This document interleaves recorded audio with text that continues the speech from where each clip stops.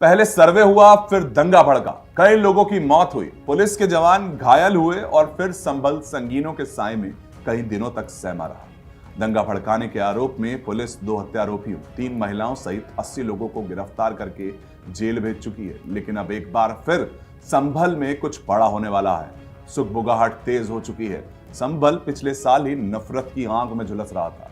अब एक बार फिर जब रमजान से पहले संभल की शाही जामा मस्जिद की सफाई और रंग पुताई पर रोक लगा दी गई है, प्रशासन कह रहा है कि बिना एएसआई की अनुमति के कोई काम नहीं करने देंगे, तो मुस्लिम समुदाय इसे साजिश करार दे रहा है। क्या रमजान से पहले मस्जिद जो कि विवादित ढांचा है उस पर पेंट ना करने देना मुस्लिम समुदाय का तनाव बढ़ा रहा है? सवाल उठ रहे हैं कि क्या ये कदम कानून व्यवस्था बनाए रखने के लिए उठाया गया है या फिर इसके पीछे कोई और खेल चल रहा है? संभल में कोई ताकतें काम कर रही हैं क्या संभल में कुछ बड़ा होने वाला है? संभल की शाही जामा मस्जिद, जिसके सैकड़ों साल पुराने होने का दावा किया जाता रहा है, हर साल इसे रमजान से पहले साफ किया जाता था, रंगाई पुताई होती थी, लेकिन इस बार मामला उलझ गया। मस्जिद प्रशासन ने भारतीय पुरातत्व सर्वेक्षण विभाग यानी कि एएसआई, जिसे अंग्रेजी में कहते हैं, उनसे अनुमति मांगी थी कि हम पेंट कर पाएंगे क्या हमें इस रमजान से पहले आप पेंट करने देंगे? लेकिन अब तक कोई इजाजत नहीं है। देखिए, एएसआई से हमने इस बार शाही जामा मस्जिद संभल की साफ सफाई, पुताई, रंगाई और सजावट के लिए इजाजत मांगी है, परमिशन मांगी है कि वो हमें इस बार इसे करने दें, क्योंकि ये तो सैकड़ों सालों से एक ट्रेडिशन है, एक कस्टम चली आ रही है कि कभी भी इसमें जो है एएसआई से कोई परमिशन जब से भी एएसआई के अंडर में आई है ये हमने नहीं मांगी है, और ना ही कभी सैकड़ों सालों से होती चली आ रही है सजावट, पुताई, सफाई, रंगाई, लेकिन कभी भी एएसआई ने इस पर कोई एतराज हमसे जाहिर नहीं किया है, ना ही कोई आपत्ति लगाई है, ना ही कोई विरोध दर्ज कराया है।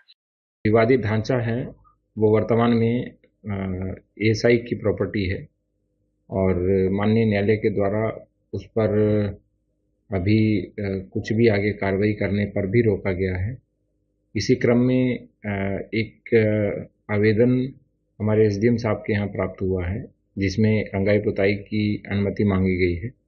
वो हमने एज इट इज़ एएसआई को भेज दिया है, क्योंकि एएसआई की प्रॉपर्टी है तो उस पर निर्णय लेने का अधिकार भी आर्कियोलॉजिकल सर्वे ऑफ इंडिया को है। संभल जो एक साल से विवादों और राजनीति के केंद्र में है, वहां 24 नवंबर 2023 को इसी मस्जिद के सर्वे के दौरान भारी हिंसा हो जाती है, जिसके बाद प्रशासन कोई भी फैसला लेने से पहले सतर्कता बरत रहा।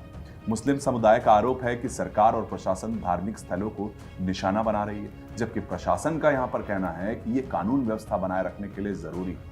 आखिर संभल का माहौल क्यों गर्मा रहा है? ये आंकड़े आपको हैरान कर देंगे कि संभल में पिछले एक साल में सांप्रदायिक घटनाओं में 37% की बढ़ोतरी हुई।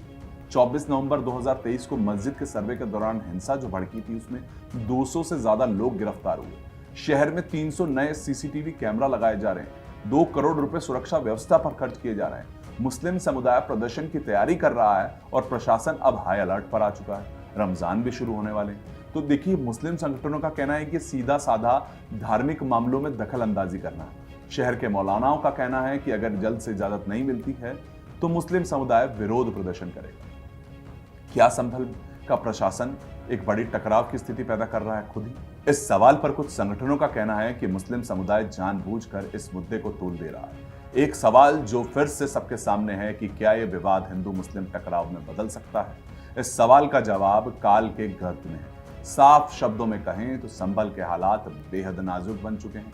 प्रशासन की सख्ती, मुस्लिम समुदाय की नाराजगी और हिंदू संगठनों की प्रतिक्रिया, क्या यह सब किसी बड़े तूफान का संकेत है? क्या आने वाले दिनों में संभल में कुछ बड़ा होने वाला है?